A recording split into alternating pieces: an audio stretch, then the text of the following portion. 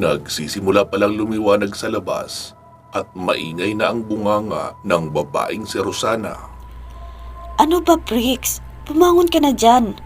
Bakit kasi nakipag-inuman ka pa kagabi eh? Alam mo namang ngayon uwi natin ng Tarlac. Ano ba kasing gagawin natin sa Tarlac, babe? Sagot naman ng lalaking si Briggs na kanyang kalibin partner. Nakalimutan mo na ba na ngayon ang reunion na inorganize ni Papa? Eh di pumunta ka doon mag-isa. Bakit kasi isasama mo pa ako? May sasakyan ka naman at marunong ka rin magmaneho. Oo nga, pero mukhang may hinala ako kung bakit bigla-biglang nagpatawag ng reunion si Papa. Mukhang malapit na siyang matigok. At sasabihin na nga mga kayamanan na hihahabilin sa amin. Talaga? Eh di kailangan mo nga talaga akong isama doon. Baka dugasin ka lang ng mga kuya mo eh. Walang magtatanggol sa'yo roon. Yun nga ang point ko. Hindi natin alam. Baka umuwi akong isa ng milyonarya. Eh di, kailangan ko ng isang makisig at gwapong bodyguard. Abay siyempre naman. Sige, maliligo na ako. Nang makaalis na rin tayo agad. Uwi ka pa ng lalaki. Sabay nagtungo na sa banyo upang ihanda ang sarili. 2 taon nang magkasama sa isang bubong ang magkarelasyon. Nagtatrabaho bilang call center agent si Rosana. Matapos itong malugi sa pinasukan nilang negosyo ng kasintahan.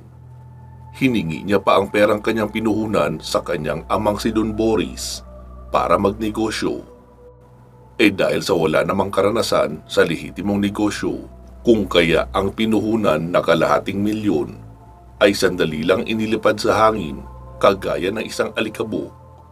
Kaya naman napilitan silang mag-apply na lang ng trabaho muna para maitawid ang pang-araw-araw na pangangailangan. Bago pa mag-alas 7 ay nasa daan na sila papauwi ng Tarlac. Samantala sa kabilang banda naman ay nasa Tarlac na sina Ricardo at ang anak niyang si Francis. Nag-aalmusal na sa isang fast food chain. Si Ricardo ang panganay sa 4 na magkakapatid na anak ni na Don Boris Luistro at Doña Celeste. Maagang naulila ang magkakapatid matapos mamatay sa panganganak ang kanilang inang si Celeste. Kaya naman namuhay ang magkakapatid sa pangangalaga ng kanilang kamag-anak sa syudad. Pero noong makapagtapos ng high school ay nagkanya-kanyang alis na rin upang mag-aral ng kolehiyo sa Maynila. At noong makapagtapos, walang ni isa sa kanila ang ginustong manatili sa kanilang lugar sa Tarlac. Hindi kasi nila gusto ang ugali ng kanilang ama na may pagka-istrikto at tila palagi itong may lihim na ginagawa na hanggang sa paglaki nila ay hindi na rin talaga nila nalaman. Pa, darating ba sila tito at tita dito? Oo anak, siguradong darating ang mga iyon, lalo at usapang pera. Eh pa, dahil rin ba sa pera kaya tayo nagpunta rito? Tanong pa ng 17 taong gulang na anak ni Ricardo na si Francis. Oo, para rin talaga sa pera anak. Pero hindi para sa atin ang pera na makukuha natin. Umamanahin ko mula kay Papa. Magpapagawa pa kasi tayo ng isa pang kamalig na tulugan para sa foundation na itinayo natin. Nagsisiksika na ang mga bata roon. Kaya kung may makukuha tayong malaking pera rito, ay malaking tulong iyon sa mga inaampo nating bata sa foundation. Tama ka pa, nagsisiksika na sila roon. Tsaka pa, magpagawa na rin siguro tayo ng karagdagang palikuran at paliguan.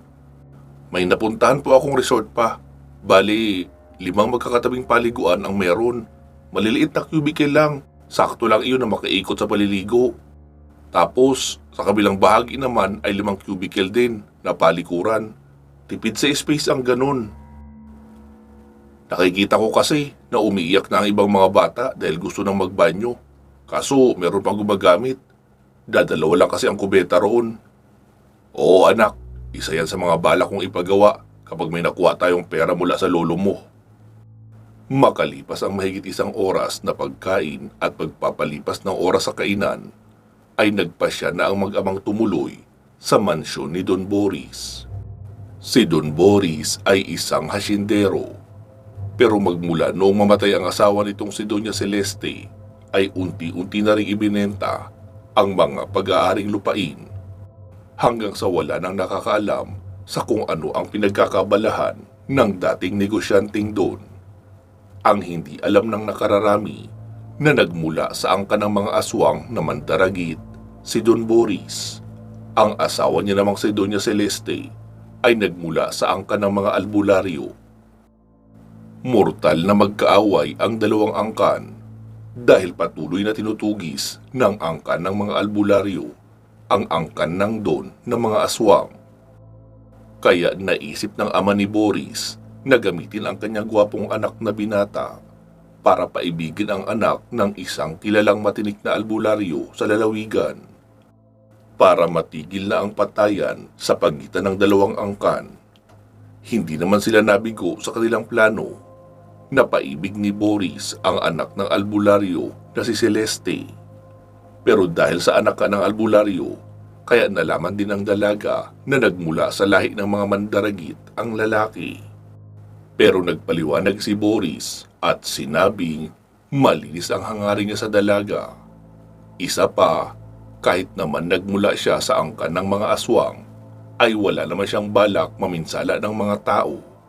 Kaya nga hindi siya tumira kasama ng mga kalahi niya sa kabundukan dahil hindi siya sumasang-ayon sa ginagawa ng mga ito. Nagpatuloy ang relasyon ng dalawa hanggang sa nagbunga ang kanilang pagmamahalan. Nangako si Boris na kahit kailan ay hindi siya aanib sa kasamaan at mananatiling mabuti, kapiling sila ng kanilang magiging anak. Pero sa kabila ng pangako ay hindi pa rin naging kumbinsido si Celeste. Sinabi niya sa lalaki na pakakasalan niya lang ito kung gagawin nito ang ipag-uutos niya. Agad namang sumagot ng oo ang lalaki. Kahit walang ideya kung ano ang gustong ipagawa sa kanya ng dalaga. Makinig ka, Boris.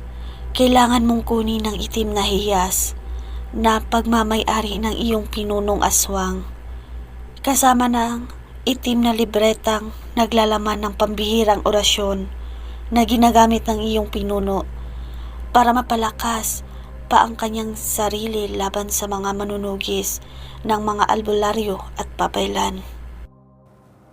Napatulala sa narinig ang binata.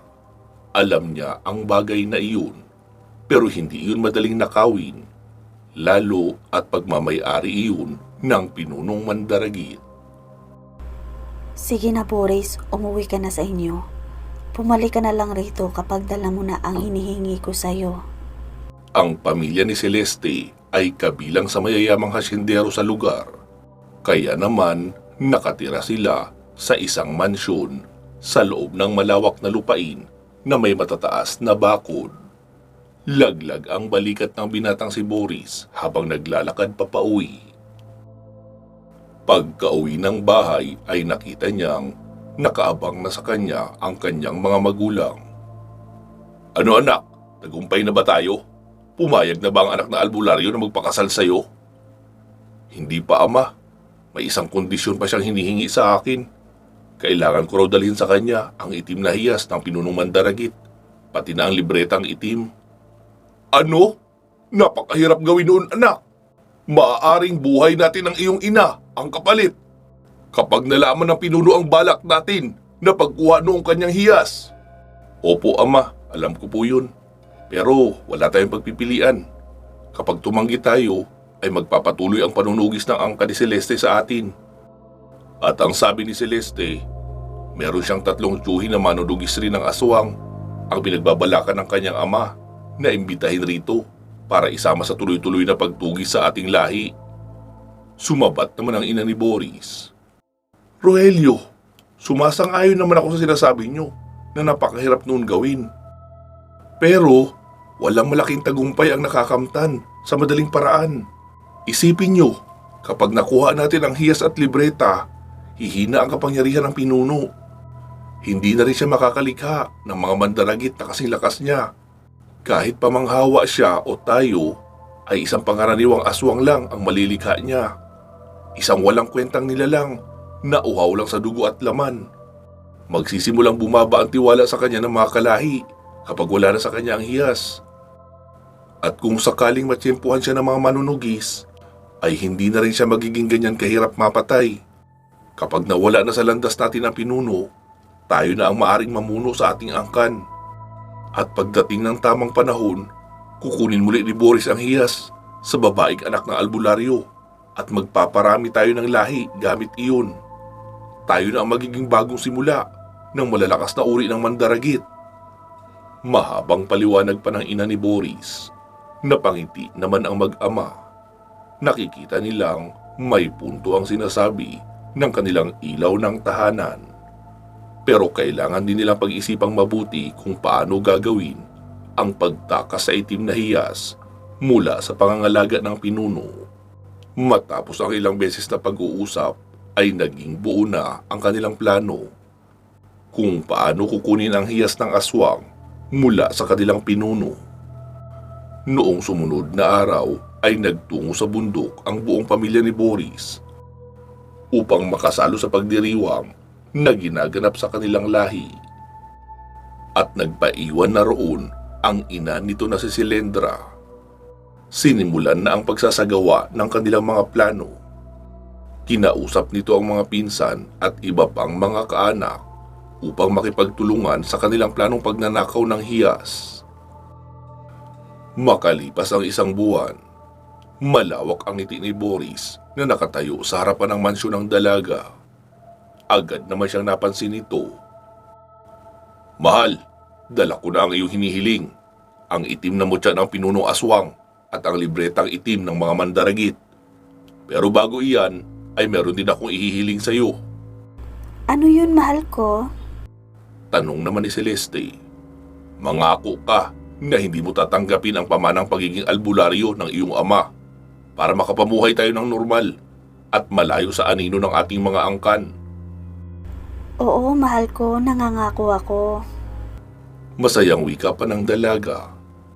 Dahil sa kanilang kasunduan ay ikinasal na nga sina Boris at Celeste. Inilagay ni Celeste ang itim na hiyas ng aswang at libreta nito sa isang kahadiyero, isang bakal na kahon na gawa sa solidong bakal na may halong tanso at asero. Saka nilagyan ng kandado at inilagay sa basement ng mansyon. Masayang namuhay ang mag-asawa at tumira sa mansyon. Gayunpaman, kahit maayos na ang takbo ng kanilang pamumuhay, ay nakiusap pa rin si Celeste sa kanyang ama na lagyan ng proteksyon ang palibot ng kanilang mansyon para hindi ito madaling mapasok ng mga aswang. Hindi kasama si Boris sa proteksyong iyon dahil hindi naman siya aktibong aswang at wala pang buhay na kinikitil bilang aswang. Kaya malaya pa rin siyang makalabas-pasok sa mansyon kahit meron ng proteksyon. Sumapit ang panahon na namaalam na ang ama ni Celeste. Bago ito nalagutan ng hininga, ay sinabi sa kanya na kunin ang isang kahon sa ilalim ng higaan nito, kung saan naglalaman ng mga mutya, libreta ng kabutihan at mamahaling diamante, na siyang madalas regalo sa kanya ng mga kaibigang elemental. Magagamit iyon dahil malaki ang magiging halaga noon kapag ipinagbili. Pero hindi naman nakikita ni Celeste na kakailanganin niya iyon. Gayong maayos naman ang takbo ng kanilang hasyenda. Walang kaalam-alam si Celeste na lahat ng pag-uusap nila ng kanyang ama ay pinapakinggan ni Boris. Maging ang paglalagay ng kanyang ama ng pangontra sa aswang sa 8 haligi ng bakuran ay alam rin nito. Kaya noong mamatay ang ama ni Celeste, ay nagsimula ng kumilos si Boris. Gamit ang nalalaman ng kanyang inang aswang na mandaragit, ay unti-unti niyang ipinawalang bisa ang malakas na proteksyon sa bawat haligi. Maraming taon ang binilang bago napawalang bisa lahat ng proteksyon na nakalagay. Isang araw, nagulat si Celeste dahil bakit iba na ang katulong na nakita niyang nagluluto sa kusina. Mahal ko, si Aling Miring nasaan na? Bakit iba na ang kusinera natin? Umalis na, mahal ko. Nagpaalam siya sa akin na dadalawin raw ang anak niya na buntis. Malapit na rin daw kasing mga anak. Ah, ganun ba? Sige, pakibili na lang ang bagong kusinera na wag puro karne ang lutuing pang-ulam. Dapat palaging gulay. Hindi matuto ang mga bata na kumain ng gulay kung karne palagi ang nakahain. Oo, mahal. Sige, sasabihin ko. Sagot naman ni Boris. Walang kaalam-alam si Celeste sa tunay na dahilan ng pagkawala ng kanilang mga nakasanayang katulong sa bahay. Pinapatay ito ni Boris at pinapadala ang katawan sa bundok para makain ang kanyang mga kalahi. Hanggang sa isang araw, habang nasa bayan si Celeste, ay nasalubong niya ang isang matandang babae na alam niyang kamag-anak o malayong pinsan ng kanilang kusinerang si Aling Mering. Masama ang titig noon sa kanya. Lola, excuse me lang po ha. Anong kailangan mo? Tanong pa ng matanda. Itatanong ko lang po kung saang lugar nakatira ang anak ni Aling Miring. Di ba po kamag-anak niyo siya? Ang sabi ng aking asawa, nagpaalam raw na aalis at pupunta sa anak na malapit ng manganak. Anong anak ang pinagsasabi mo, Ineng? Wala namang anak si Mering. Kumunot ang noo ng matanda, sabay sabing, hindi sila kailanman nagkaanak ng kanyang yumaong asawa. Kaya imposible ang sinasabi mo sa akin.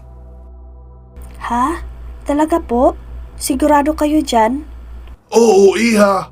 Dahil magkapit bahay kami ni Mering. Kaya alam ko ang kasaysayan ng buong buhay niya. Tulala na nakatingin sa malayo si Celeste. Nasan po kaya siya? Magdadalawang buwan ko na siyang hindi nakikita Sabi naman ng matanda. Iya, alam kong maraming bagay na alam mo. Pero minsan, dahil sa pag-ibig, ay binubulag tayo ng mga bagay na alam nating nangyayari sa ating harapan. Kaya kung ako sa iyo, imulat mo na ang iyong mga mata bago pa mahuli ang lahat. Ano hong ibig niyong sabihin? Tanong pa ni Celeste sa matanda, pero sumagot lang iyon ng, nasabi ko na lahat ng kailangan mong malaman. Sige, aalis na ako. May mahalaga ba akong gagawin? Gulong-gulo ang isipan ni Celeste sa narinig. Iniisip niya na kung may kinalaman kaya sa nakaraan ni Boris ang nais nitong iparating. Sumakay na siya sa dalang kotse at umuwi. Naisip niya na paano pala kung nagbalik loob na si Boris sa kanyang lahi, lalo at madalas niya itong makitang umalis at may mga araw na inaabot ito ng 2 hanggang 3 araw kapag dumadalaw sa mga magulang. Ipinagtaka niya rin na sa loob ng 2 taon, magmula noong mamatay ang kanyang ama, ay wala nang natira sa kanilang mga dating katulong, driver, hardinero at kusinera. Lahat ay bago na at hindi niya alam kung saan nagmula. Lahat kasi ng iyon ay si Boris ang nag-hire. Kinutuban na siya ng masama, kaya isang araw, wala noon si Boris sa mansyon. Kinuha niya ang kahadiyero at isinakay sa sasakyan. May kabigatan iyon kaya kumuha siya ng 2 binatilyo na taga-bayan upang utusan na magbuhat. Noong magtanong naman ang kanilang mayordoma ay sinabi niyang papatignan niya lang ang kisame ng silid dahil mukhang may butas ang bubong dahil nagkakaroon ng marka ng basa. Kaya hindi na nakita ng katiwala ni Boris kung anong ginawa noong 2 lalaki sa kwarto ni Celeste. At mabilis lang din naman ang mga iyon. Noong maisakay na ang kahon, ay dinala iyon ni Celeste sa isang bayan sa Dagupan, kung saan nakatira ang pinakabatang kapatid ng kanyang ama na isa ring albularyo. Celeste, iya! Anong nangyari? Bakit ka napasugod rito? May problema ba? Tanong pa ni Mang Juan. Wala naman po, Tiyo. Pero may nakikita akong maaring dumating na problema. Kaya habang maaga, ay kikilos na ako. Dala ko po ang kahon kung saan nakalagay ang itim na hiyas ng lahing mandaragit. Pati na ang libretang itim, nariyan din lahat ng mga kagamitan ni Ama, gaya ng mutya at medalyon. Pati na ang mga diamante at ruby na bigay sa kanya ng mga elemental. Gusto ko po na kayo na ang mangangalaga nito. Hindi na ito ligtas sa mansyon. At kapag napasakamay ito ng angka ni Boris, muling lalakas ang puwersa nila at mamamayagpag ang kanilang lahi. Tiyo Juan, kapag dumating ng panahon, ibigay niyo ito sa mga anak ko, lalo na sa mga kagamitan ni Ama. Sa kung sino man sa kanila ang may nais na sumunod sa yapak ng kanilang lolo. Binigo ko si Ama sa pagtanggi na ipagpatuloy ang pagiging albularyo sa pamilya. Pero hindi pa huli ang lahat. Marami siyang apo na pwedeng magpapatuloy. Kailangan lang natin maghintay ng tamang panahon. Tapos kung may magagawa kayong paraan para sirain ang itim na hiyas ng aswang, ay sirain nyo na rin para hindi na nila mapakinabangan. Mabuti at maaga mong naisip yan, Celeste. Sige, ako na ang bahala. At gagawa ako ng paraan para makarating ang mga mahalagang bagay na iyon sa iyong mga anak. Salamat, Tiyo Juan. Sagot pa ni Celeste at agad na ring umalis matapos madala ng mga pinsan ang kahon sa bahay ng kanyang tiyo. Walang kaalam-alam si Boris na ang tinatarget niyang kahon ay wala na sa basement ng mansyon. Kaya patuloy ang pagdalaw niya sa bahay ng kanyang mga magulang upang planuhin ang susunod na mangyayari. Anak, oras na para patalsikin sa trono ang pinunong mandaragit. Maaari mo nang makuha ang itim na hiyas at libreta, pati na ang mga mutya na pagmamayari ng iyong namayapang biyenan. Pero papa, may hirapan akong gawin iyon hanggat nariyan si Celeste. Sumagot naman ang ina. E di gawin mo na anak ang nararapat. Patayin mo na si Celeste para makuha mo na ang itim na hiyas. Kapag napagsama mo ang kapangyarihan ng itim na hiyas at ang mga hiyas ng albularyo, ikaw na ang magiging pinakamalakas na aswang sa lahi natin. Dumagdag naman ang ama. At kapag napatalsik na natin sa trono ang pinuno, ikaw na ang magiging bagong pinuno ng ating lahi anak. Mapupuno ng mga kalahing aswang ang hasyenda at mansyon ni Celeste at tayo na ang maghahari sa lalawigang ito. Napangiti naman si Boris sa narinig. Sige ama, isasagawa ko na iyan sa lalong madaling panahon. Sagot pa ni Boris at agad nang umuwi ng bahay. Pagkarating niya sa bahay ay naabutan niyang nagsusuka ang asawa sa banyo. Mahal, anong nangyayari sa iyo? Tanong pa ni Boris. Hindi ko alam, mahal. Madalas na akong mahilo at magsuka. Talaga? Mukhang madaragdagan na naman ang bilang ng ating pamilya. Congratulations, mahal. Uwi ka pa ni Boris dahil sa tingin niya ay nagdadalang tao uli ang kanyang asawa. Hindi ganun katalas ang kanyang pakiramdam bilang aswang dahil hindi naman siya naging aktibo at hindi pa isinasagawa ang ritual ng pagpapatibay, kaya walang epekto sa kanya ang mga pangontra sa aswang at hindi rin aktibo ang mga kakayahan ng aswang sa kanya. Makalipas ang ilang araw, nakumpirma ni Celeste na nagdadalang tao nga siya matapos makapagpa-check up sa doktor. Napapailing-iling na lang siya dahil hindi niya inakala na madadagdagan pa ng isa ang 4 nilang anak.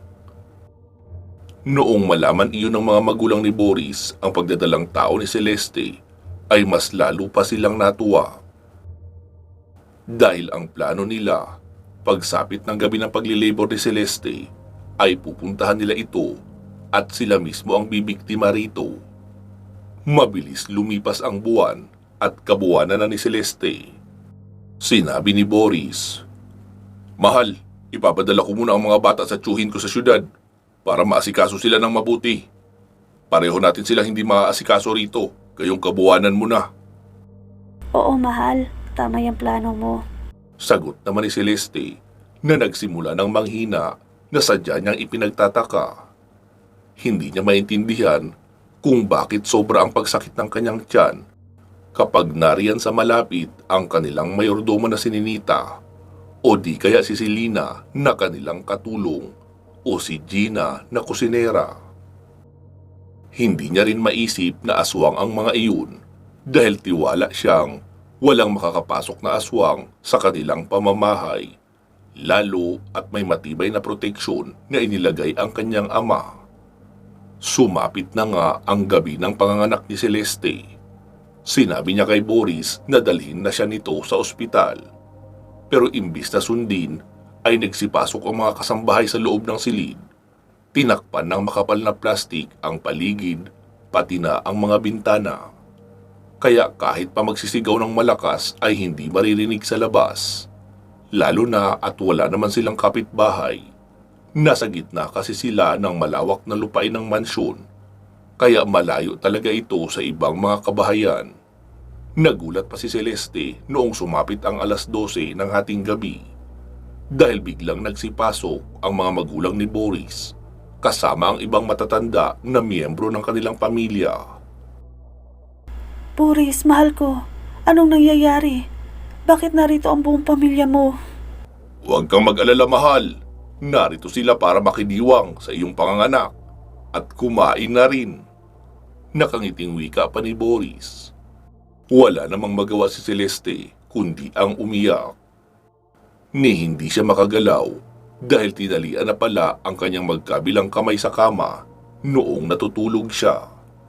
Nagsimulang magpalit ng anyo bilang mga aswang ang pamilya ni Boris. Naging napakaingay ng buong silid dahil na rin sa malalakas na angin ng mga ito. Pero hindi ito gaanong dinig sa labas. Naglabasan ang mga pangil at tuluyan ng naging malahalimaw ang mga anyo. Halos mapatid ang mga litid sa leeg ni Celeste sa kakasigaw, pero naging bingi ang mga nilalang na naroon at agad siyang dinaluhong at kinain ng hilaw. Si Boris naman ay nakatingin lang at nakangiti habang nilalantakan ng kanyang buong pamilya ang kanyang asawa at sanggol na nasa sinapupunan nito. Ilang saglit pa ay lumapit na ang ina ni Boris sa kanya. Dala ang kalahating bahagi ng sanggol. "Oh, anak, oras na para ikaw ay maging ganap na aswang at maging pinuno ng pinakamalakas na lahi ng aswang sa buong lalawigan." Wika pa noon sabay abot. Wala namang pagdadalawang isip na kinain iyon ni Boris. Matapos makakain ay bigla nang namula ang kanyang mga mata at nagsimula na ring magpalit ng anyo. Naging maingay ang buong magdamag sa mansyon ni Celeste dahil sa dami ng aswang na naroon. May pinapunta rin silang ilang tauhan ng asyenda para mag-overtime kuno, pero ginawa lang din nila iyong mga pagkain. Pinili nila iyong mga tauhan na nagmula sa malalayong lugar at solong naninirahan para walang kaanak na maghahanap.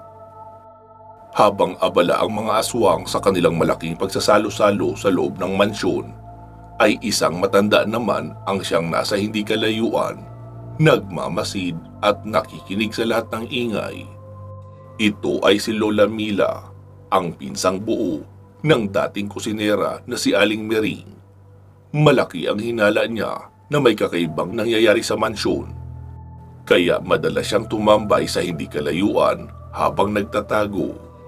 Pinakikinggan niya lang ang mga nangyayari sa loob. Ganun pa man, sa kabila ng mga nalaman ay wala namang magawa ang matanda. Wala siyang malapitan para hingan ng tulong sa mga nangyayari. Kinabukasan, masayang bumangon si Boris. Binuksan niya ang drawer ni Celeste upang kunin ang susi ng silid ng basement. Abot tenga ang kanyang ngiti noong makita ito at pasipul-sipul pa habang naglalakad pa ibaba. Sinilip niya pa ang silid ng kanyang asawa. Malinis na iyon. Naalis na rin ang mga nakakover na plastic, kaya wala ng bakas ng dugo na makikita kahit isang patak. Nagsiuwian na rin noong madaling araw ang kanyang buong pamilya. Tanging mga katulong na aswang na lang din ang natira. Pagkapihit niya lang sa susi noong maisaksak sa seradura ay mabilis iyong nagbukas. Pagkapasok ay nag-on siya ng ilaw. Pero nagulat siya dahil hindi niya nakikita ang kahon. Tandang-tanda niya ang kanto na pinaglagyan noon. Ilang beses na rin sila pumasok doon ni Celeste. Itinumban niya lahat ng mga gamit na naroon at pinagbabalibag.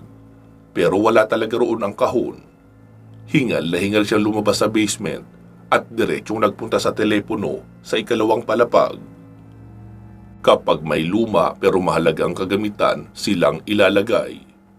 Nasaan ang kahon? Sigaw pa ni Boris sa loob ng silid. Dahil sa inis ay nagsimula na siyang magwala. Hello, ina, wala rito ang hiyas. Kahit ang mismong kahon na pinaglagyan noon ay wala rin. Ha? Paano nangyari iyon? Ang sabi mo ay hindi naman mailalabas ang kahon basta-basta, lalo na ng iisang babae, dahil mabigat iyon. Paanong nailipat iyon ni Celeste? Hindi ko rin alam, ina, pero huwag kayong mag-alala, mahanap ko rin iyon. Siguraduhin mo lang, anak, dahil doon nakasalalay ang kinabukasan ng ating angkan. Pagkababa ng telepono ay agad tinawag ni Boris ang mayordoma nilang si Ninita. Ninita, may pinapasok bang tao sa mansyon si Celeste? Saglit na nag-isip ang ginang. Oo, boss, meron. Karpentero lang daw iyon.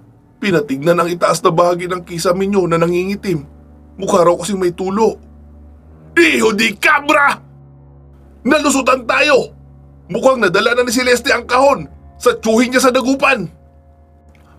Tahimik lang ang mga katulong dahil baka madamay pa sila sa init ng ulo ni Boris. Makalipas ang isang linggo ay nagsimula ng tumawag ang mga kaanak ni Celeste upang mangumusta sa panganganak nito. Pero madalas ay sinasabi lang ni Boris na mahina pa ang asawa at hindi pa kaya makipag-usap. Hanggang si Mang Juan na mismo ang tumawag. Hello, Boris. Maaari ko bang makausap si Celeste? Hindi pa siya pwedeng makausap dahil mahina pa siya. Alam ng albularyo na iyon ang isasagot ng lalaki.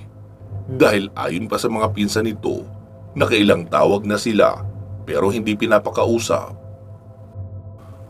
Huwag ka nang magmaang-maangan, Boris. Alam kong may ginawa kang masama kay Celeste. At kahit kailan ay hindi na namin siya makakausap. Matapang na sumagot si Boris. Kung alam mo na pala, edi humanda ka dyan. Dahil pupunta ako para kunin ang bagay na pagmamayari ng aking angkan na dinala sa inyo ni Celeste. Sige, pumunta ka rito. Narito lang naman sa sala namin ang kahon na naglalaman ng itim na hiyas, libreta, mutya at medalyon. Pati na rin mga diamante at ruby. Hihintayin ka namin rito. May pagkasarkastikong wika pa ng albularyo. Ibinagsak ni Boris ang telepono sa galit. Pinag-isipan niyang mabuti kung ano ang kanyang gagawin. Duda siya kung basta-basta na lang yung ibibigay sa kanya ng tsuhin ni Celeste nang walang dadanak na dugo. Makalipas ang ilang araw, sumakay na sa kanyang kotse si Boris at bumiyahe patungo sa dagupan. Hindi niya alam ang eksaktong bahay ng tsuhin ni Celeste, pero may hinala siya na madali lang iyong mahanap.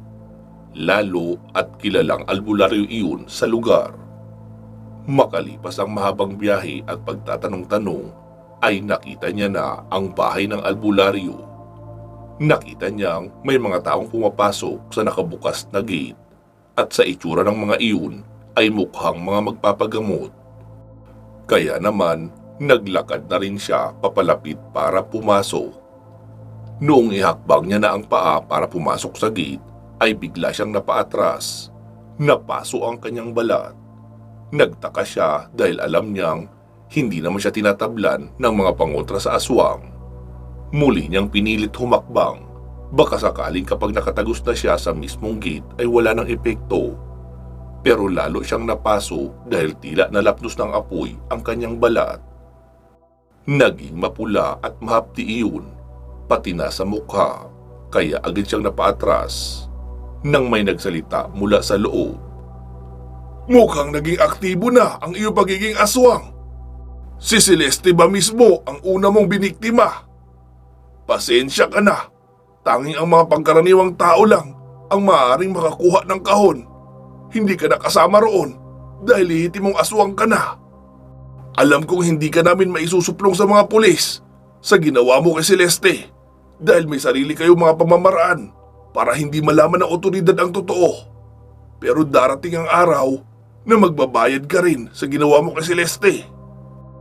Galit naman si Boris na nakatayo sa labas ng bahay. "Hindi pa tayo tapos tanda. Kahit gaano katagal ay hindi ako titigil. Kukunin ko ang kahon na iyan." Sigaw pa noon, saka muling sumakay sa kotse at umalis. Halos isumpa ng mga magulang niya si Boris dahil sa bigo itong makuha ang hiyas ng aswang at libretang itim. Hindi na rin mabilang sa kamay ang mga kaanak nila na pinatay ng pinunong aswang dahil sa paghihinala noon na may kinalaman ang mga iyon sa pagkawala ng kanyang itim na hiyas. At hindi magtatagal ay sila na ang magiging sunod na sospek ng pinuno. Lumipas ang ilang dekada, matanda na si Boris, pero patuloy pa rin siya sa kanyang plano na pagkuha noong kahon. Pinabantayan niya rin sa ilang tauhang aswang ang mga galaw ng albularyo na si Mang Juan. Nabalitaan niyang lumipat ito ng bahay pero sa naturang lugar pa rin. Mas malawak at malapad nga lang ang lupain na nilipatan at marami ang naglalakihang puno sa loob. Maaaring para may matirhang puno ang mga kaibigan noong elemental kaya lumipat ng tirahan. Kung gaano kalakas ang proteksyon na inilagay sa dati nilang tirahan, ay tila naging doble pa ang lakas na inilagay sa bagong nilipatan. Kahit nga malayo pa sa bakuran ang mga tauhan ni Boris na aswang, ay nararamdaman na nila ang init ng proteksyon. Kaya kahit ang lumapit sa bakuran ay hindi nila magawa. Tanging pagtanaw sa malayo lang ang nakakaya nilang gawin. Hanggang sa naisip ni Boris na gamitin na ang kanyang mga anak para makuha ang itim na hiyas. Lahat ng kanyang anak ay lumaki sa Metro Manila. Dahil magmula noong mamatay si Celeste, ay doon niya na permanenteng pinatira sa kamag-anak sa syudad. Mga kamag-anak niya na hindi aswang at walang alam sa pagiging aswang nila. Kaya alam niyang kapag nabulilyaso ang plano niyang pag-agaw sa pwesto ng pinuno, ay hindi kasamang hahantingin ng pinunong aswang ang mga anak niya. Nagpatawag siya ng reunion para papuntahin sa mansyon ang kanyang mga anak. Alam niyang hindi makakatanggi ang mga iyon sa iuutos niya, lalo kung sasabihin niyang kayamanan ang kanyang ipapakuha. Makalipas nga ang 3 buwan ng pagmamatiyag ng mga tauhan ni Boris sa bahay nila Mang Juan, ay naitalaga niya na ang araw ng reunion. Naunang dumating sa mansyon si Victor, 37 taong gulang at pangalawang anak ni Don Boris. Sumunod naman na dumating ay si Julio, ang pangatlo. "Tol, kumusta? Nag-asawa ka na ba?" tanong pa ni Victor. "Hindi pa kuya, may kasintahan pero wala pa sa isip ang mag-aasawa. Marami pa akong gustong gawin sa buhay. Isa na roon ang magpayaman. Mukhang usapang mana ang magiging topic sa reunion na ito ah." "Bakit? Sa tingin mo ba may mamanain pa tayo rito? Matagal na bumagsak ang asyenda. Kita mo nga wala nang kahit isang tanim." "Ano ka ba tol? Kahit naman ang mismong lupa na lang ay malaking pera pa rin. Bala ko magbayan silang mga sasakyan kapag nakuha ko ang mana ko kay Papa." "Ganun ba? Kami ni Mrs. magtutur kami around the world. Habang wala pang anak. Nice. Pagwawaldas na agad ang balak mo ah. Wala ka nang pakialam doon no. Sagot naman ni Victor. Ilang saglit pa ng kanilang pag-uusap ay may dumating na kakarag-karag na sasakyan. Oh, ayan na pala sila Rosana at ang gigolo niyang boyfriend. Wika pa ni Victor. Bakit? Nakilala mo na bang boyfriend niya? Oo, noong minsan magpunta sa bahay yan para mangutang ng perang pampuhunan daw sa negosyo. Wala naman ako may ipapautang. Kaya ayun, sumama ang loob. Nagsalita naman ang babae mula sa sasakyan. Nandito na pala ang mga kapatid kong sugapa sa pera. Wika pa ni Rosana pagkalabas nito. Anong sabi mo? Ulitin mo yung sinabi mo? Babasagin ko yung bunganga mo eh. Wika pa ni Victor. Agad namang bumunot ng baril ang boyfriend ni Rosana na si Briggs. May basagan pala dito ng bunganga ah. Di dagdagan na rin natin. Basagan ng bungo. Wika pa noon, sabay tutok ng baril kay Victor. May isang matandang boses naman ang nagsalita mula sa loob ng bahay. Ilang taon kayong hindi nagkita. Wala pang 5 minuto kayo magkakasama ngayon. Magpapatayan na kayo agad. Wika pa noong boses at si Don Boris na nga iyon. Magandang umaga papa. Ito kasi bunso mo. Balasubas ang bunganga. Wika pa ni Victor. Sumagot naman si Rosana. Ang sabihin mo, pikon ka lang. Sabi naman ni Julio. Oh, tama na yan. Nasa harapan na si papa. Nagtatalo pa rin kayo. Nasaan na ba si Kuya Ricardo? Wika pa ni Victor. Sumagot naman ang bunso na si Rosana. Paparating na iyon. Nakita kong naglalakad na papunta rito mula sa highway. Kasama ang anak niya. Ha? Nakita mo na pala sila naglalakad? Hindi nyo malang isinakay sa kotse nyo? Ayoko nga. Mukha silang maalikabok at amoy pawis. Ayokong bumaho ang sasakyan ko. Bumaho?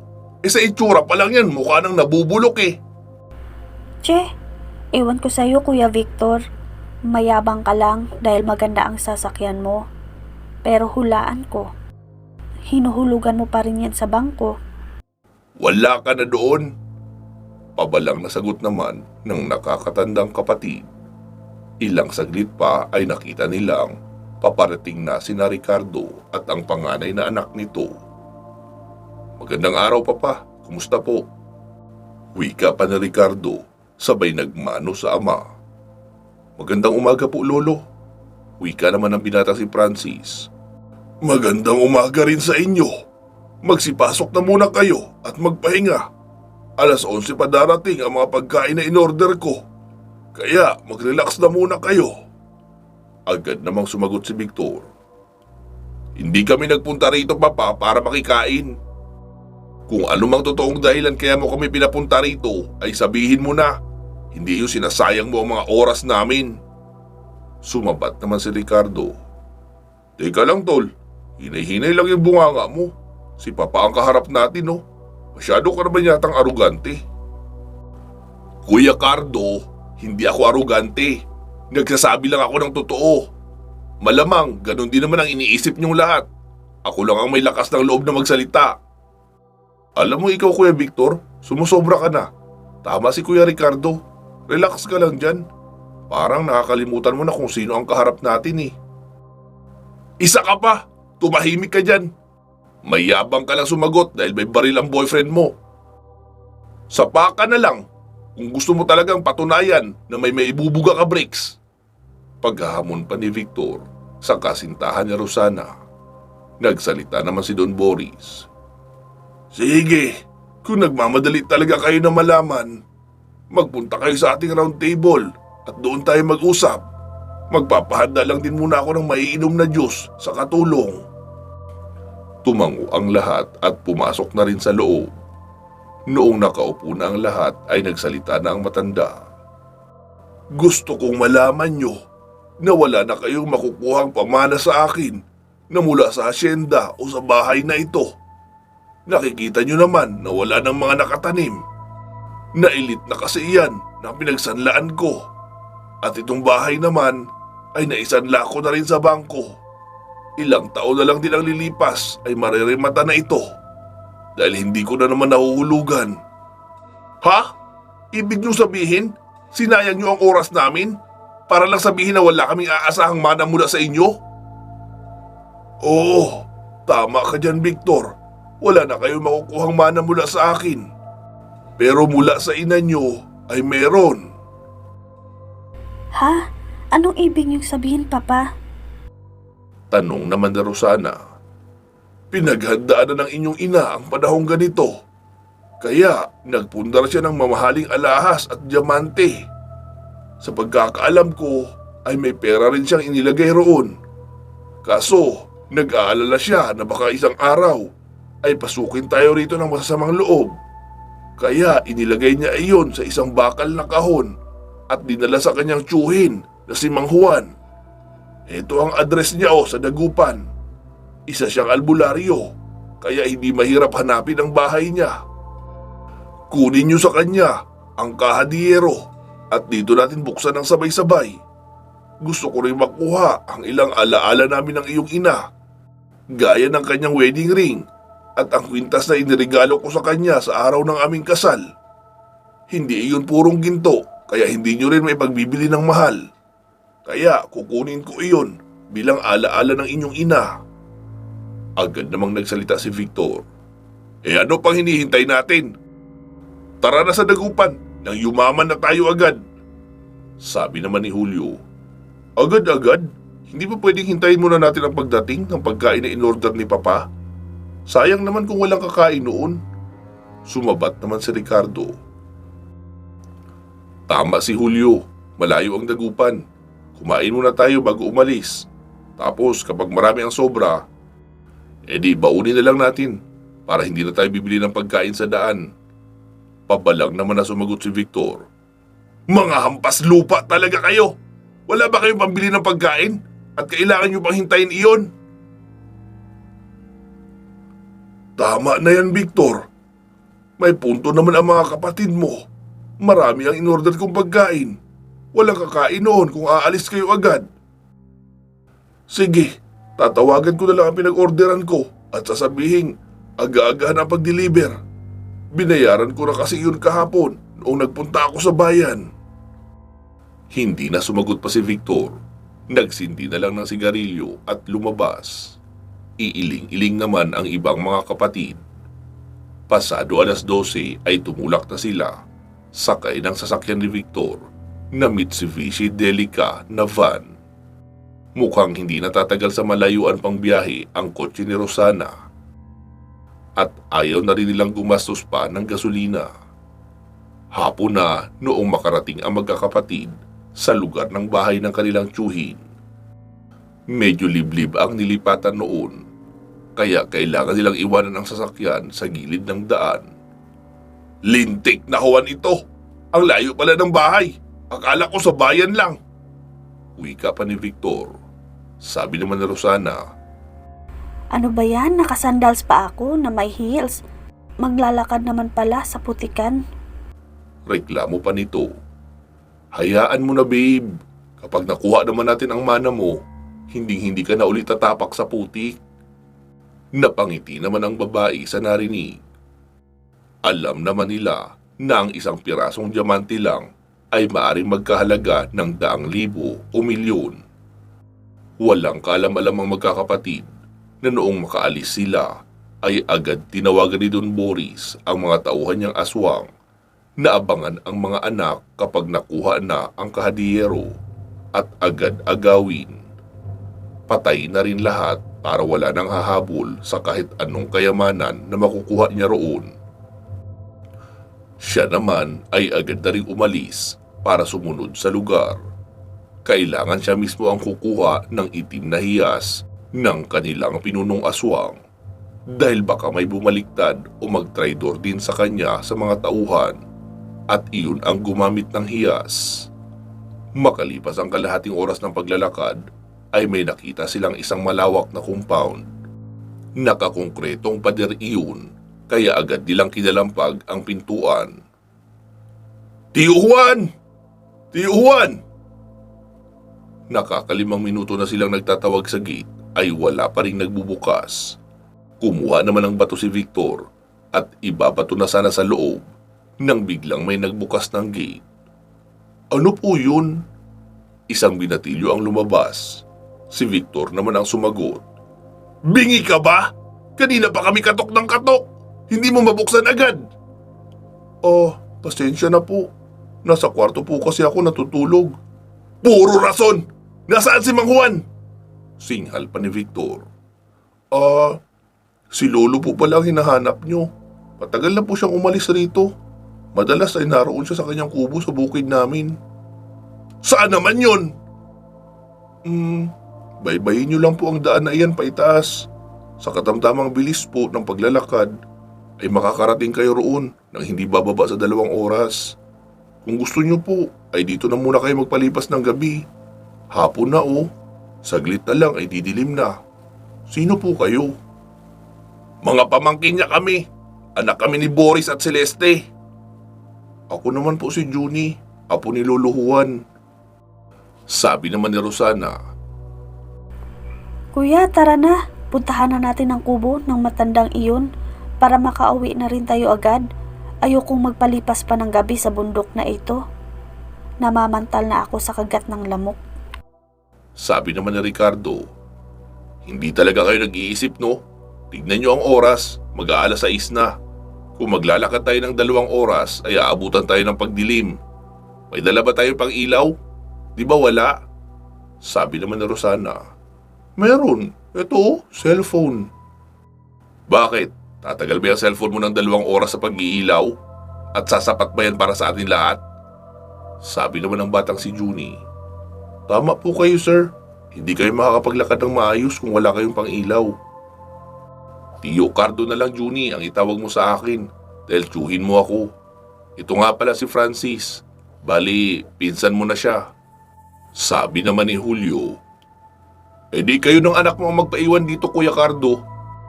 Basta, huwag kayo makikihati sa makukuha naming kayamanan, ha? Tutuloy na kami ngayon. Bata, bigyan mo na lang kami ng gaas, tela, bote tsaka posporo. Marunong akong gumawa ng sulo gamit ang bote. Tatagal iyon kahit pa malakas ang hangin. Pinapasok naman sila ng batang si Juni at ibinigay ang gamit na kanilang hinihingi. Nagkanya-kanyang gawa ng sulu ang magkakapatid. Si Ricardo naman ay pasimpleng binulungan si Juni. Iho, may ekstrang itak ba kayo dyan na pwede mong maipahiram sa akin? Isusuli ko rin pagdadaan namin rito pabalik. Sabi naman ng binatilyo. Meron po, itak din po ito ni Lolo. Panlaban niya raw ito kapag may aswang. Ito po ang mas kailangan nyo dahil sabi ni Lolo, madalas may umaaligid ng mga aswang dito sa amin. Nasaan pala ang mga magulang mo? Bakit mag-isa ka lang sa bahay na ito? Nasa trabaho pa po sila at mamaya lang kaunti ay narito na rin ang mga iyon. Ganun ba? Sige Juni, maraming salamat sa tulong mo sa amin ha. Huwag kang mag-alala. Kapag totoong may makukuha kaming yaman doon sa kahon na kailangan namin, ibibili kita ng mga gamit sa eskwela at sapatos. Talaga po? Oo, promise yan. Wika pa ni Ricardo sa binatilyo habang naroon lang din sa tabi niya ang anak na si Francis. Makalipas ang kalahating oras ay nakagawa na silang lahat ng sulo na gawa sa bote. Tara na! Nagsasayang na tayo dito ng oras! Wika pa ni Victor. Tumayo naman agad ang lahat at nagsilabasan na ng gate at nagsimulang maglakad. Habang naglalakad ay panay ang reklamo ni Rosana dahil marami raw ang nangangagat na insekto at mabato ang daan.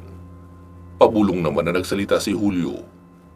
Ang arti-arti kasi, alam ng bundok ang pupuntahan, nagsuot ng may takong. Makalipas ang 1 oras mahigit ng kanilang paglalakad, ay nakakarinig na sila ng iba't ibang tunog sa paligid. Pa, ano yun? Bulong pa ni Francis kay Ricardo. Sa tingin ko, mga aswang yan anak. Mauna ka na sa paglalakad. Ako na magdadala ng sulo natin. Sabi naman ng lalaking si Briggs. Hayop! Mukhang may mga mababagis na hayop rito ah. Subukan lang magpakita ng mga yan sa akin. Bubutasin ko ang bungo niyan. Sabay labas ng baril at itinututok sa kung saan. Sabi naman ni Ricardo, "Huwag niyo lang papansinin ang mga iyan. Tuloy lang tayo sa paglalakad. Ang sabi sa akin ni Junie, na kapag nadaanan na natin ang magkatapat na puno ng kawayan ay malapit na tayo. Ayun na yung puno ng kawayan, no?" Wika pa nito sabay turo. Nang biglang may isang lalaking humarang, nanlulumahid sa maruming likido ang katawan at tila wala ito sa sarili. Pulang-pula ang mata at tumatagilid pa ang ulo. Sa pagkataranta ay agad lumapit sa harapang bahagi si Briggs at pinagbabaril iyon. Tinamaan ng mga bala ang katawan noon at humandusay sa lupa. Pero pagkatapos noon ay nakarinig sila ng mas maraming tunog ng pag-angil mula sa likuran. "Naloko na! Ang dami nila! Tara, takbo na!" Sigaw pa ni Victor at nagmamadali ng tumakbo. Si Rosana naman ay agad inalalayan ni Briggs sa pagtakbo. Naririnig nilang marami ang humahabol sa likuran pero wala naman silang makita. Malapit lang din kasi ang naaabot ng liwanag ng sulo nila, lalo at malakas ang hangin sa paligid, hanggang sa matapilok si Rosana at masama ang pagkakatapilok noon. "Huwag niyo kaming iwan!" Sigaw pa ng babae. Pero nagtuloy-tuloy sa pagtakbo sina Victor at Julio. Noong makita ni Ricardo na natapilok ang bunsong kapatid, ay agad iyong bumalik. Nakita kasi nilang may dalawang nilalang uli ang sumugod mula sa likuran.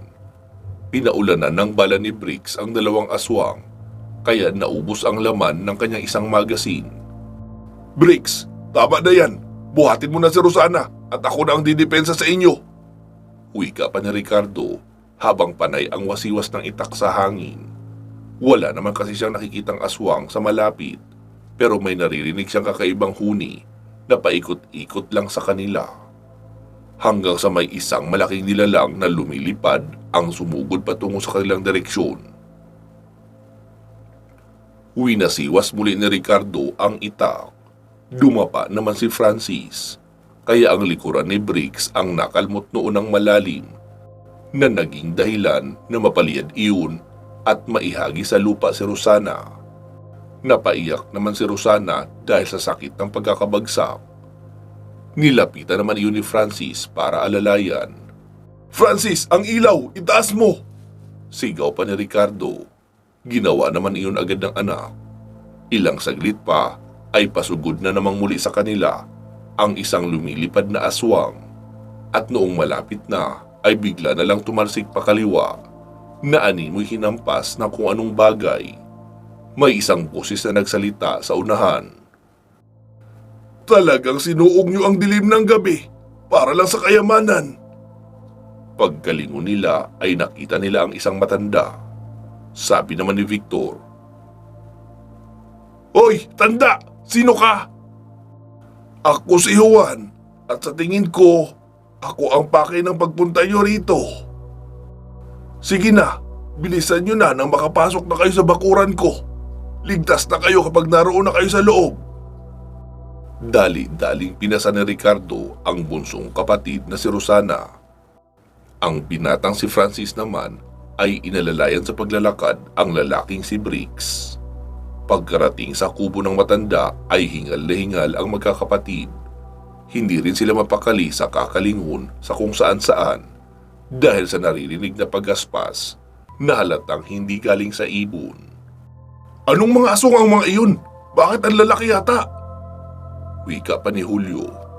"Mga mandaragit, mga kalahi iyan ng inyong ama." Sabi naman ni Victor. "Ganyan ba talaga kayo mga albularyo? May mga sapak sa ulo? Lahat na lang pagbibintangan yung aswang?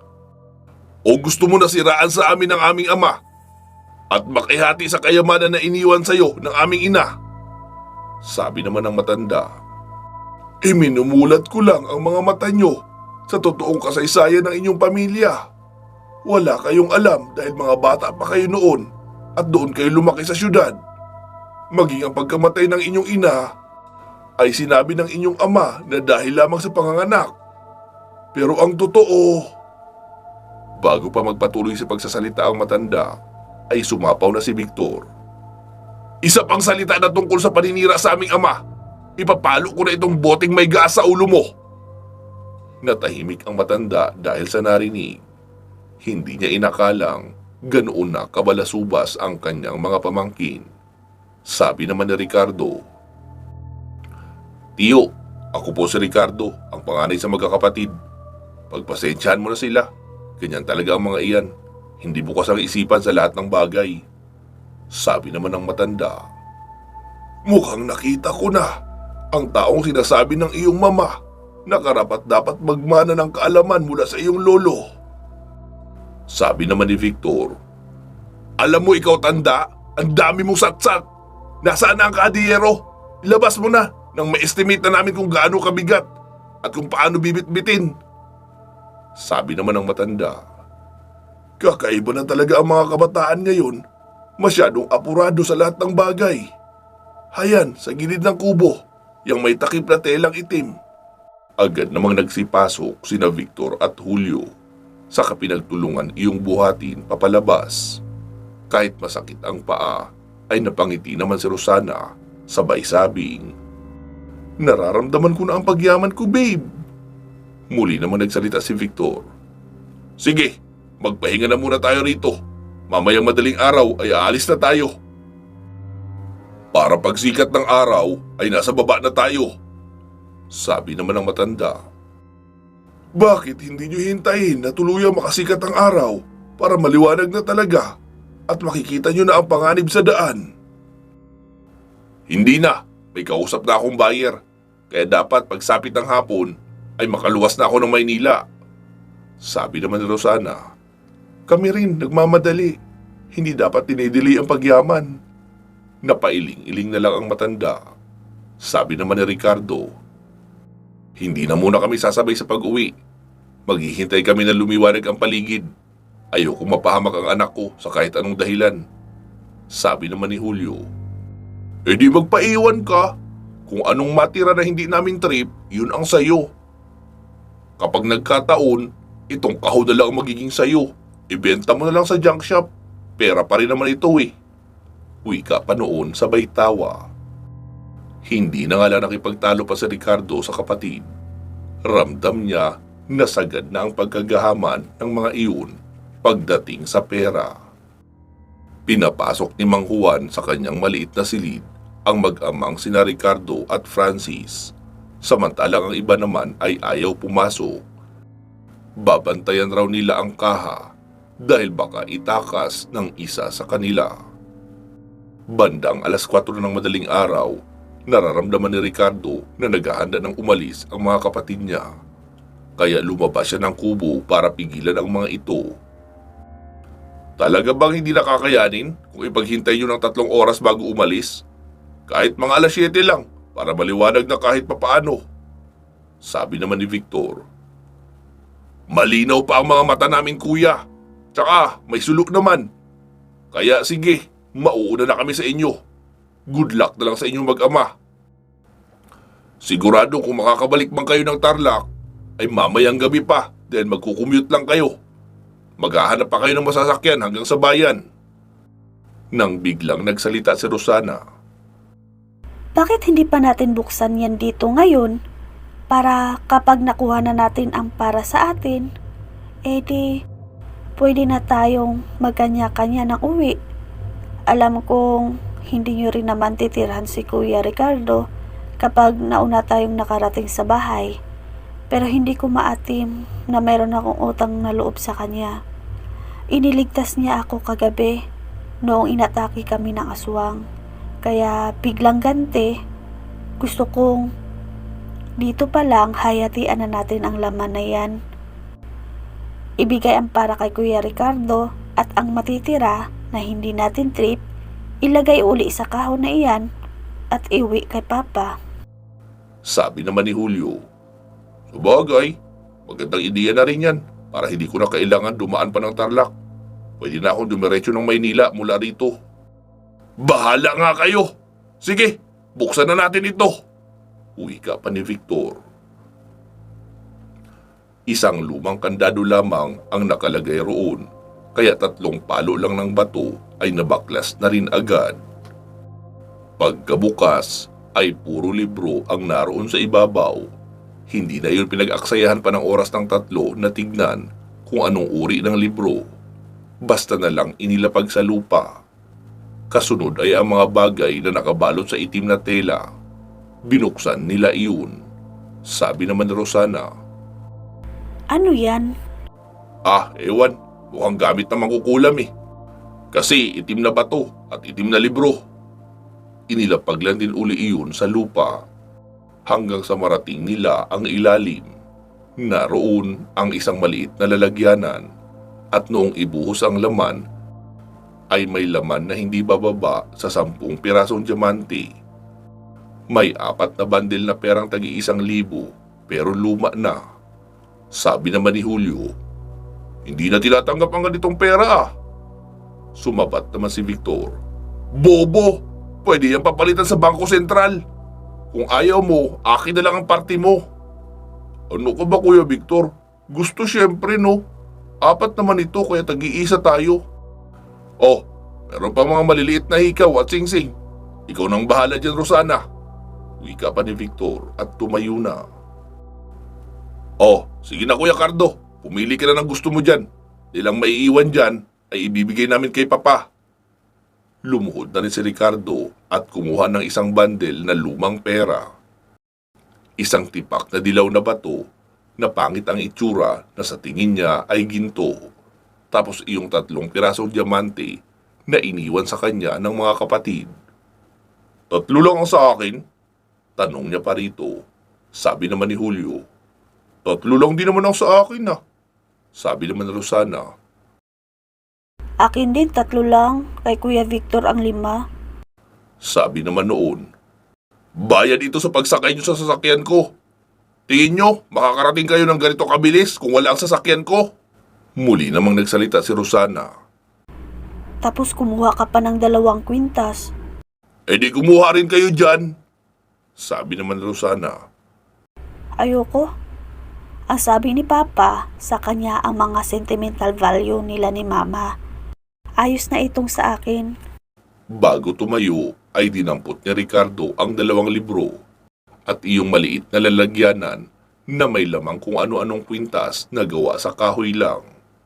Kalat lang daw iyon, wika pa ni Victor, kaya inilabas na iyon sa kahon. Pati ang itim na hiyas na may kasamang itim na libreta ay kinuha niya rin. Matapos magkahatian ay agad nang tumayo ang lahat. Isinara ni Victor ang kahon at siya na ang nagpasan. Paano mga kapatid? Kanya-kanya na tayo. Magkita-kita na lang tayo muli sa libing ni Papa. Wika pa noon at tatawa-tawang umalis. Sumabay na rin si Julio dito dahil ito ang nagbitbit ng sulo. Tara na babe, alis na tayo. Mayaman na tayo babe. Wika pa ni Rosana kay Briggs. Oo babe, papalitan na natin ng sports car ang service natin. Tapos magsha-shopping tayo sa Hong Kong. Matagal ko nang gustong mamili roon. Maraming damit doon na bagay sa akin. Masayang kwentuhan pa ng magkasintahan habang naglalakad papalayo. Noong nawala na sa kanilang tanaw ang dalawa, ay nagsalita si Ricardo. Tio Juan, totoo bang aswang si Papa? Oo, Ricardo. At siya rin ang pumatay sa inyong ina. Inakala niya magiging malakas na aswang na siya dahil makukuha niya na ang hiyas na ito. Pero ang hindi niya alam, nauna nang inihatid dito ng iyong ina ang mga kagamitang ito. Huwag na huwag mong hahayaang makuha ito ng mga aswang dahil kapag nangyari iyon, mas lalo silang dadami at lalakas. Di kung ganun po, kailangan masira na ang bagay na ito. Oo, iho. Tama ka. Pero, sinubukan ko na yung gawin. Hindi ko kaya. Ang kaalaman lang ng iyong lolo, ang kaya makapuksa niyan. At magagamit lang iyon kapag ang tamang tao ang siyang gumawa. At sa tingin ko ay ikaw iyon. Akin na ang aklat na iyan. Wika pa ng matanda at sinimulan iyong buklatin na parang may hinahanap. Heto basahin mo ng 3 beses ang mga katagang ito. Pero bago yan, isuot mo muna ang kwintas ng iyong lolo. Ito yun Iyang ibang mga batong nariyan, lahat yan ay mutya at agimat.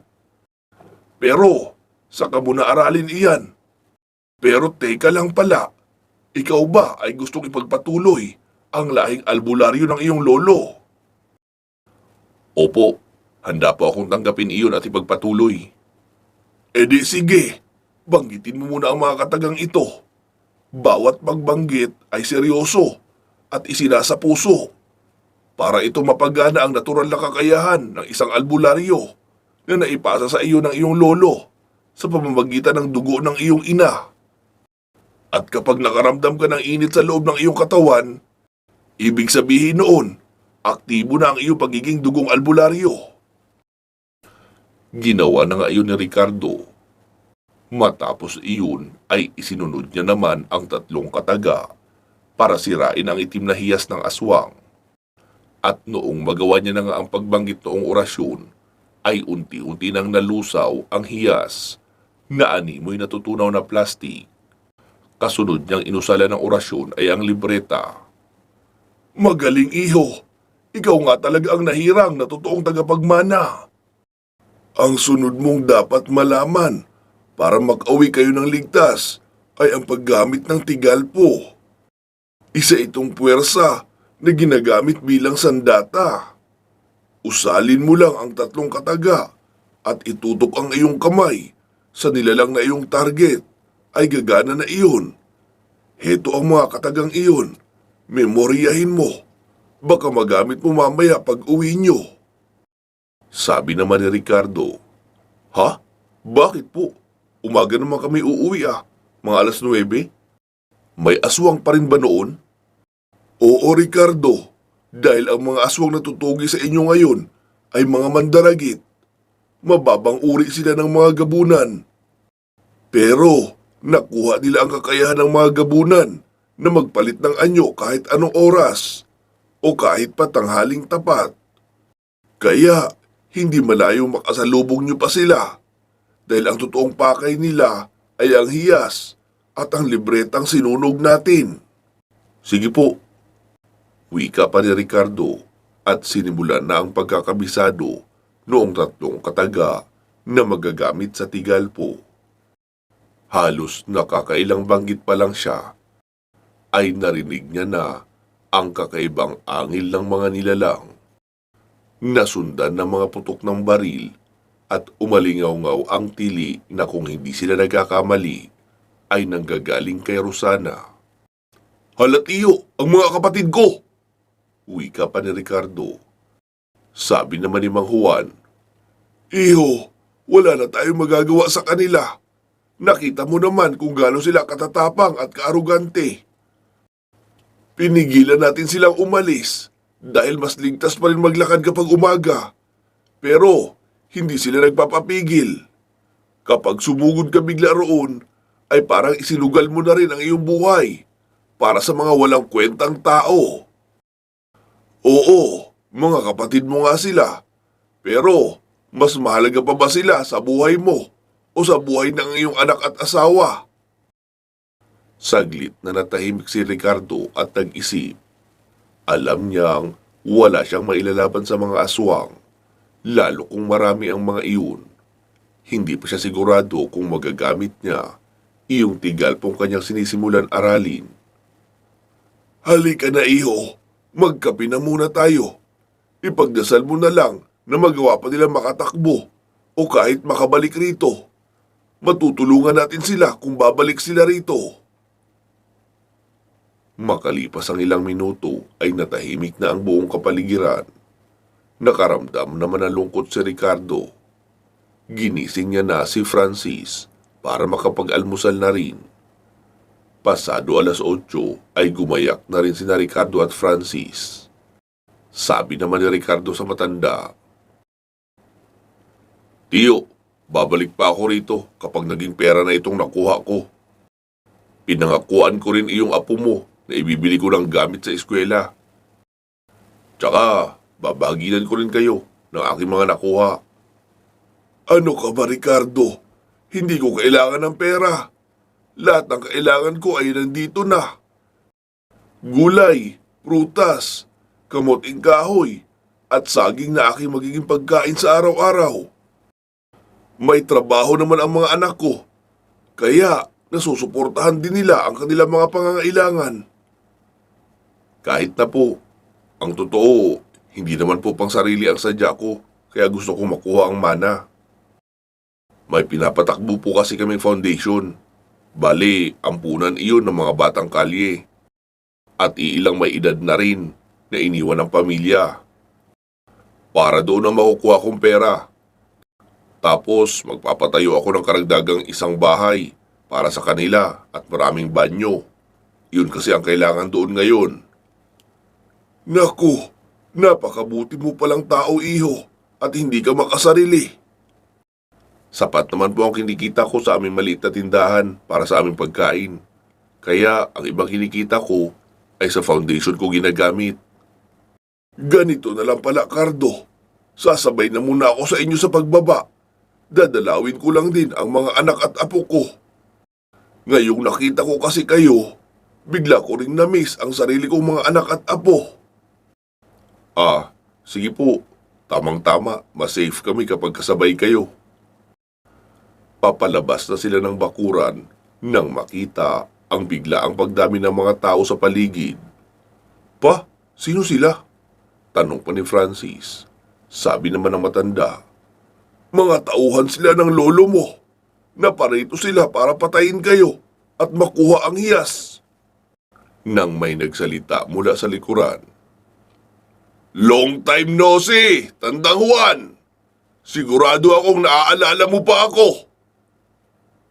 At naaalala mo rin ang sinabi ko na hindi pa tayo tapos at darating ang araw ng ating muling pagtutuos.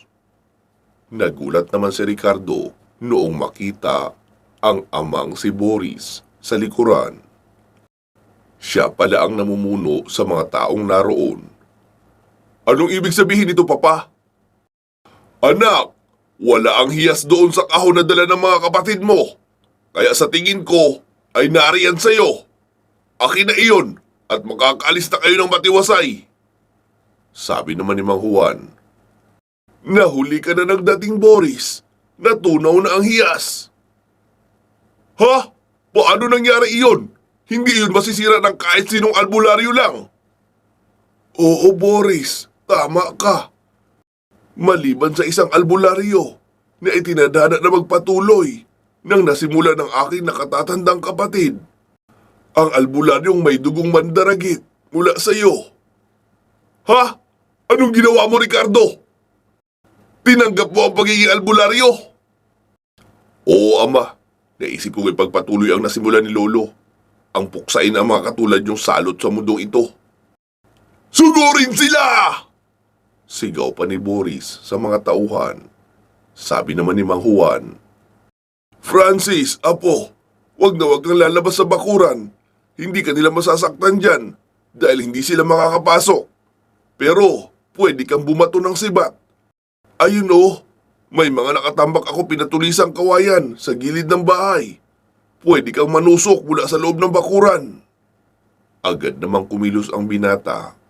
Sina Ricardo at Mang Juan naman ay lumabas ng bakuran.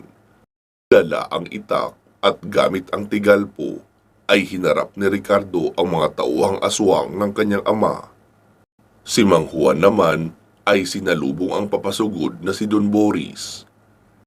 Hindi makapaniwala si Ricardo na sa isang kumpas niya ng kamay ay 5 aswang ang tumatalsik. Lahat din ang madadaanan ng paghiwa ng itak ay nahihiwa kahit hindi aktwal na nadadampian. Doon niya naintindihan ang sinabing espiritual na talim ng kanyang tiyuhin, na kapag isang totoong dugong albularyo ang gumamit ng kanyang itak, ay mapapagana ang kakayahan ng itak na makahiwa sa aswang kahit hindi pa ito aktwal na madampian. Hindi makapaniwala ang mga aswang na ganoon kalakas ang kanilang kaharap. Maging si Don Boris ay nagulat sa kanyang nakikita. Dahil sa mas matanda ang albularyo si Mang Juan kaysa kay Boris, Kaya nadaig nito sa mano-manong laban ang matanda at naihagis sa malayo. Agad namang nakaresponde si Ricardo bago pa malapitang muli ng ama ang matanda. Katapusan mo na rin ngayon, Ricardo, nang magkasama-sama na kayo ng iyong ina at mga kapatid. Magbabayad ka, ama, sa ginawa mong pagpatay kay mama at sa mga kapatid ko. Wala kang kasing sama. Sagot naman ni Ricardo, sabay kumpas ng tigalpo sa kanyang ama. Malayo ang kinatalsikan noon at tumama pa ang katawan sa malaking puno. Dumura ng dugo ang matandang aswang habang napapaluhod. Anak, nagmula ka sa lahing aswang, kaya dapat ipagpatuloy mo ang lahi natin. Mali ka dyan, papa. Ipagpapatuloy ko ang mabuting lahi ni mama, hindi ang lahi mo bilang aswang. Isa kang lapastangan, anak! Sigaw pa ni Don Boris, at habang nakanganga siya, ay diretsong isinaksak ni Ricardo ang itak sa bunganga noon na tumagos pa sa kabilang bahagi ng ulo. Sa araw na iyon ay naubos ang buong angka ni Don Boris ng mga aswang, pati na ang mga binayarang tauhan na aswang rin. Noong nasa daan papauwi ay nakita nila Ricardo ang mga diamante at perang nakuha ng kanyang mga kapatid, pero wala na silang nakitang katawan. Maging ang kahon ay nasa gilid lang din ng daan. Kaya kinuha na rin nila lahat ng laman noon. Lahat ng nakuha ay ibinenta ni Ricardo. Tinubos niyang muli sa bangko ang nakasanlang mansyon at nabili ang kalahati ng hasyenda na dating pagmamay-ari ng kanilang pamilya. Sila na ng kanyang pamilya ang nanirahan sa mansyon, kasama ng lahat ng kabataan na inampun nila sa foundation. Si Ricardo naman ay naging ganap na albularyo na nanggagamot ng mga may sakit sa umaga at tumutugis naman ng mga aswang sa gabi. Wakas, naway inyong nagustuhan mga katribo ang ating kwento. Magsama-sama tayo muli sa iba pang mga kwentong paparating. Mag-iingat po kayo palagi at hanggang sa muli.